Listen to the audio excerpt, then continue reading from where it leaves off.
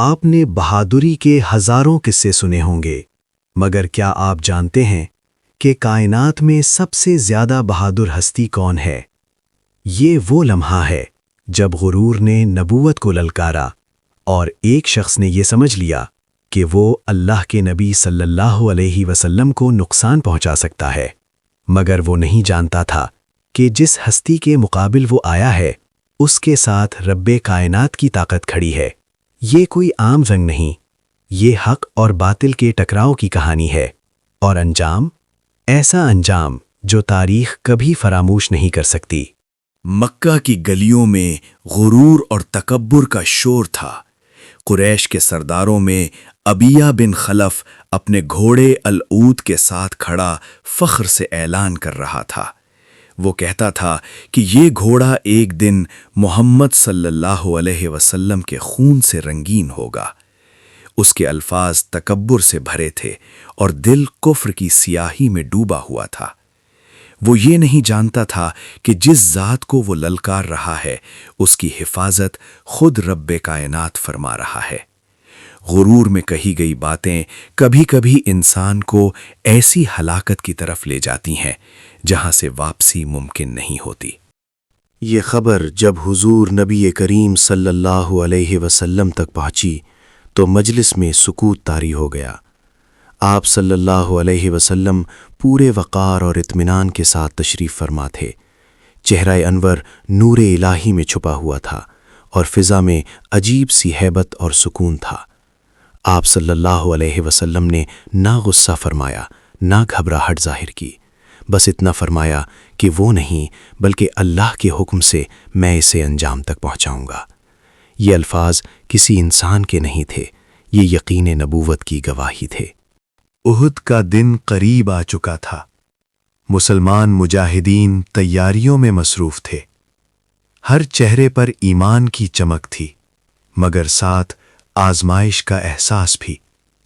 حضور صلی اللہ علیہ وسلم ان کے درمیان تشریف فرما تھے، نور میں ڈھکے ہوئے مگر قیادت پوری طرح نمایاں۔ آپ صلی اللہ علیہ وسلم ہر چیز پر نظر رکھے ہوئے تھے۔ یہ صرف جنگ نہیں تھی، یہ حق اور باطل کا معرکہ تھا، اور ہر لمحہ تاریخ لکھنے والا تھا۔ حضور صلی اللہ علیہ وسلم نے صحابہ کرام کو خاص ہدایت فرمائی کہ ابی بن خلف پر نظر رکھی جائے۔ یہ احتیاط انسانی کمزوری نہیں بلکہ حکمت نبوی تھی۔ آپ صلی اللہ علیہ وسلم لڑائی کے دوران پیچھے نہیں دیکھا کرتے تھے، اس لیے امت کو ذمہ داری سونپی گئی۔ صحابہ نے دل و جان سے اس حکم کو قبول کیا۔ وہ جانتے تھے کہ نبی کا ہر فرمان خیر ہی خیر ہے۔ اچانک میدان میں شور اٹھا۔ گرد و غبار کے درمیان ایک گھڑ سوار تیزی سے آگے بڑھ رہا تھا، لوہے کا خود، آہنی نقاب اور زبان پر زہر آلود الفاظ۔ وہ چیخ رہا تھا، محمد کہاں ہے؟ اس کی آواز میں جنون تھا، عقل نہیں۔ وہ یہ نہیں جانتا تھا کہ جسے وہ ڈھونڈ رہا ہے وہ اس کے سامنے خود کھڑا ہونے والا ہے۔ کئی صحابہ کرام نے آگے بڑھ کر اس کا راستہ روکنا چاہا۔ ان کے دلوں میں عشق رسول صلی اللہ علیہ وسلم موجز تھا۔ وہ اپنی جانیں قربان کرنے کو تیار تھے، مگر قدرت کو کچھ اور ہی منظور تھا۔ یہ مقابلہ کسی اور کو نہیں، خود نبی صلی اللہ علیہ وسلم کو کرنا تھا۔ اچانک وہ لمحہ آ پہنچا جس کے لیے تقدیر نے خود میدان سجایا تھا۔ جب صحابہ کرام ابی ابن خلف کا راستہ روکنے کے لیے آگے بڑھے تو حضور نبی کریم صلی اللہ علیہ وسلم کی پرجلال آواز گونجی۔ آپ صلی اللہ علیہ وسلم نے فرمایا، اسے چھوڑ دو، راستہ خالی کر دو۔ یہ کوئی عام حکم نہیں تھا، یہ وہ آواز تھی جس میں نبوت کا وقار، اللہ پر کامل بھروسہ اور حق کی طاقت شامل تھی۔ صحابہ کرام فوراً رک گئے، ان کے دل گواہی دے رہے تھے کہ اب یہ مقابلہ کسی اور کا نہیں۔ فضا پر ایسی ہیبت طاری ہوئی کہ سانسیں تھم گئیں۔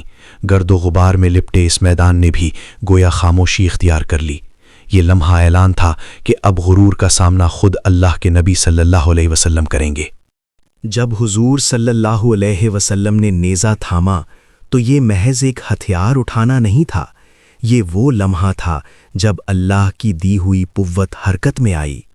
صحابہ کرام پر ایسی کیفیت طاری ہوئی جسے الفاظ میں بیان کرنا ممکن نہیں۔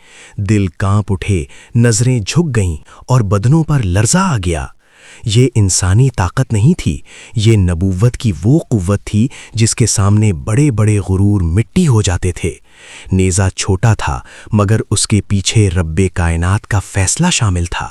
آسمان اور زمین جیسے گواہ بن گئے ہوں کہ اب باطل کے دن گنے جا چکے ہیں۔ صرف ایک وار، نہ کوئی شور، نہ کوئی چیخ۔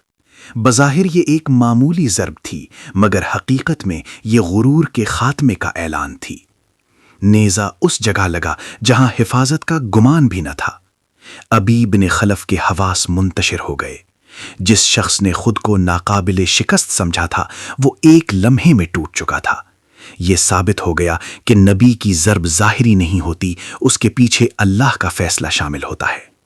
غرور لرز گیا، باطل ڈھیر ہو گیا اور حق سربلند ہو گیا۔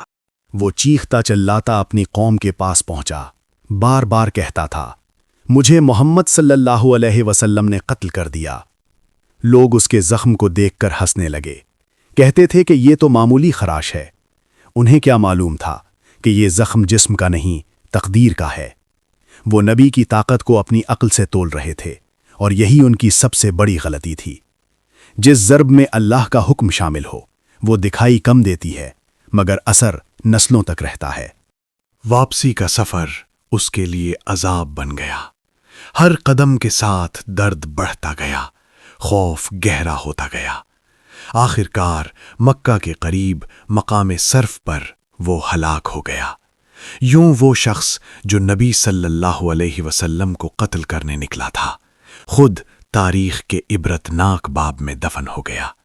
انجام وہی ہوتا ہے جو اللہ لکھ دیتا ہے۔ یہ واقعہ ہمیں یاد دلاتا ہے کہ حضور صلی اللہ علیہ وسلم صرف رحمت ہی نہیں بلکہ اللہ کے حکم سے جلال کا مظہر بھی ہیں۔ جو ان سے ٹکراتا ہے وہ خود مٹ جاتا ہے اور جو ان پر ایمان لاتا ہے وہ کبھی نقصان میں نہیں رہتا۔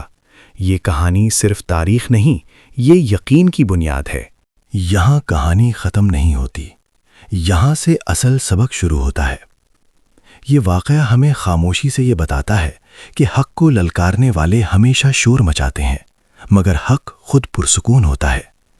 حضور نبی کریم صلی اللہ علیہ وسلم نے نہ غرور دکھایا نہ طاقت کا مظاہرہ کیا بلکہ کامل یقین کے ساتھ اللہ کے حکم پر کھڑے رہے۔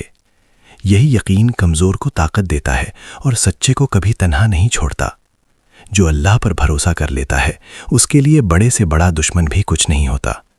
یہ واقعہ صرف تاریخ کا باب نہیں، یہ ہر دور کے انسان کے لیے پیغام ہے کہ عزت، طاقت اور حفاظت صرف اللہ کے ہاتھ میں ہے، اور جو اس حقیقت کو مان لیتا ہے وہ دنیا میں بھی سرخرو رہتا ہے اور آخرت میں بھی۔